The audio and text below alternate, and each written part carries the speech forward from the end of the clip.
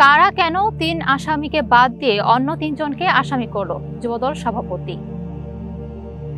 আজ শনিবার বেলা 11:30টায় রাজধানীর নয়াপল্টনে বিএনপির কেন্দ্রীয় কার্যালয়ে সমসাময়িক বিষয় নিয়ে সংবাদ সম্মেলনের আয়োজন করে জাতীয়তাবাদী যুবদল, ছাত্রদল ও স্বেচ্ছাসেবক দল। রাজধানীর মিটফোর্ড হাসপাতালের সামনে ভাঙাড়ি পণ্যের ব্যবসায়ী লালচাঁদ সোহাগকে নৃশংসভাবে হত্যার মামলায় পরিবারের দেওয়া ৩ আসামির নাম বাদ দিয়ে নতুন ৩ জনের নাম অন্তর্ভুক্ত করা হয়েছে বলে অভিযোগ করেছেন যুবদল সভাপতি আব্দুল মুনাইম মুন্না। এর কারণ জানতে চেয়েছেন এই যুবদল নেতা।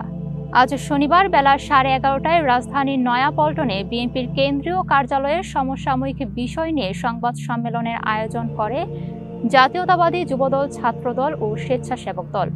সেখানে যুবদল সভাপতি এই কথা বলেন। আব্দুল মুনাইম মুন্না বলেন, আমরা জানতে চাই কারা কেন এই ৩ আসামিকে বাদ দিয়ে নতুন করে অন্য ৩ জনকে আসামি করল।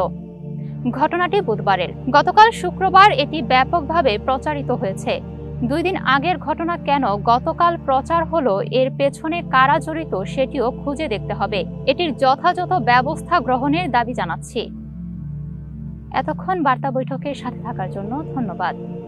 পরবর্তী সংবাদ পেতে বার্তা বৈঠকের ফেসবুক পেজ এবং ইউটিউব চ্যানেলের সাথেই থাকুন।